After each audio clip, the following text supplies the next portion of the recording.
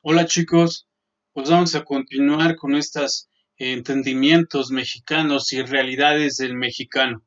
Es un gusto tenerlos de vuelta, muchas gracias y gracias por cumplir con sus actividades, que realmente las están haciendo muy bien, los felicito mucho de verdad. Vamos a continuar con esta transición de entender esta cuestión de lo que le hace ser al mexicano y sobre todo pues de no imitar estos sentidos que provienen de las concepciones extranjeras. Al adoptar formas extranjeras, la realidad se modifica. Esa va a ser la actividad principal y también como pregunta detonadora.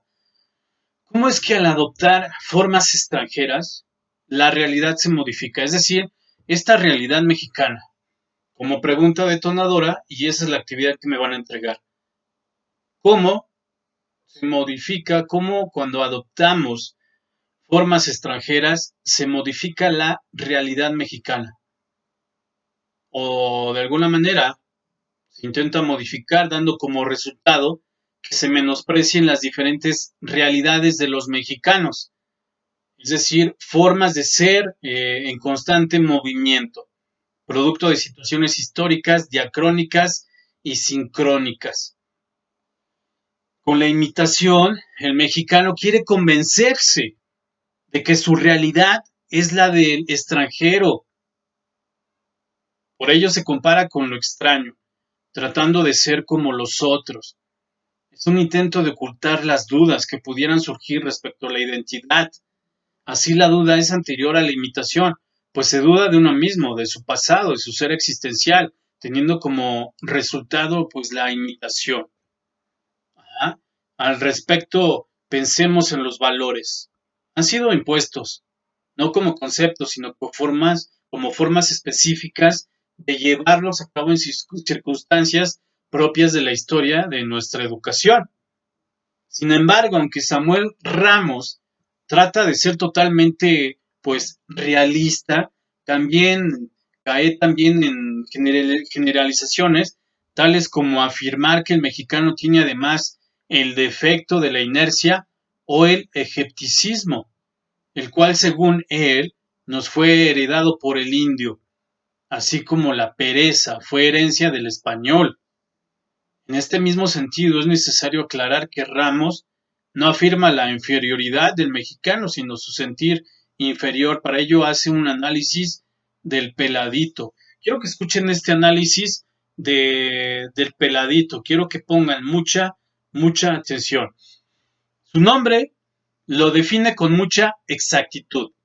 Es un individuo que lleva el alma al descubierto, sin que nada esconda sus más íntimos resortes, ostenta cínicamente ciertos impulsos elementales que otros hombres procuran disimular. El pelado pertenece a esa fauna social de ínfima categoría y representa el desecho humano de la gran ciudad. En la jerarquía económica es menos que un proletario y en la intelectual un primitivo. Sus explosiones son verbales y tienen como tema la afirmación de sí mismo con un lenguaje grosero y agresivo.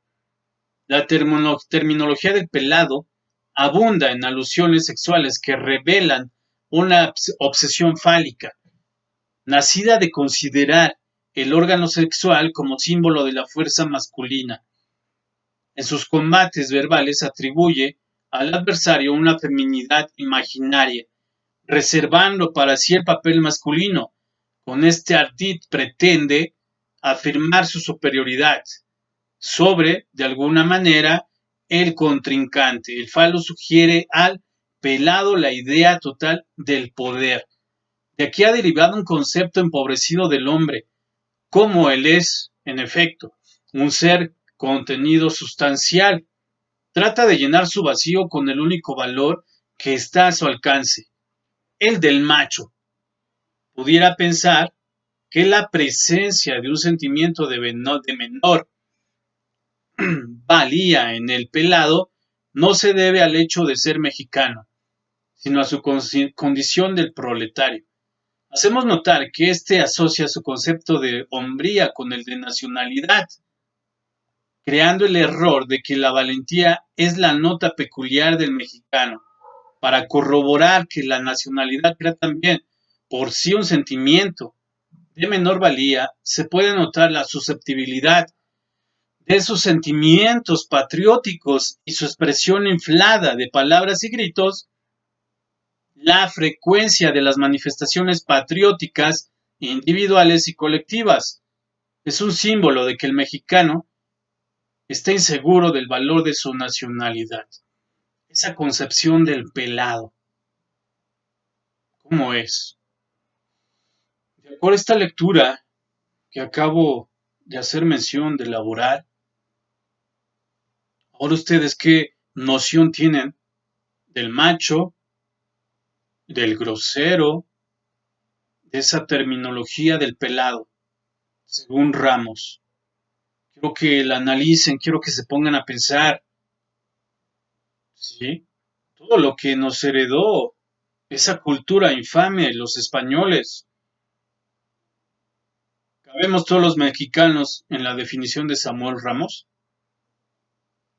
Quiero que ustedes me digan lo que les acabo de leer, de lo que les acabo de hacer mención.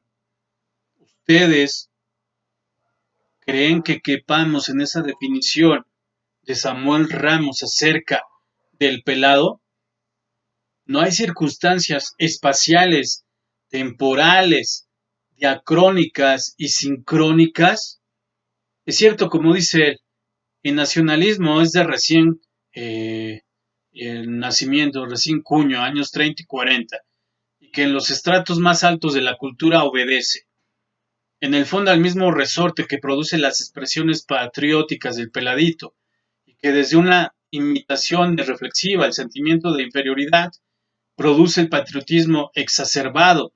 Así, imitación y nacionalismo son fruto del sentimiento de inferioridad, pero no la imitación o el nacionalismo auténtico, sino el artificio que produce el sentimiento de inferioridad. Lo mismo sucede con esta inercia, la pereza, el machismo, la valentía, los cuales constituyen una corteza que cubre el ser real del mexicano.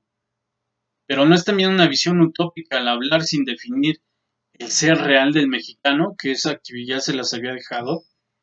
Hay el mexicano en forma general o este y aquel mexicano de manera concreta. Se trata de un problema de personalidad. A ver, digan ustedes, ¿qué personalidad tienen ustedes? ¿Es original esa personalidad? Porque lo digo yo, cuando van en el automóvil y se les cruza un infame ingrato que no sabe manejar, ahí van manejando y de repente se les para y chocan. Ah, bájate, que quién sabe qué, órale. Pertenecemos, cabemos todos en esa definición de Samuel Ramos del peladito. Desde la primaria, desde el kinder, se denota esa existencia que quizás los padres lo denotan como sublime. Sí, hijo, no te dejes, dale, pégale, no te dejes, insúltalo. ¿Cabemos nuevamente todos en esa definición de Samuel Ramos? Quizás para contestar sea necesario tomar en consideración que para Samuel Ramos la personalidad, su aparición tiene lugar en el acontecer de la vida individual.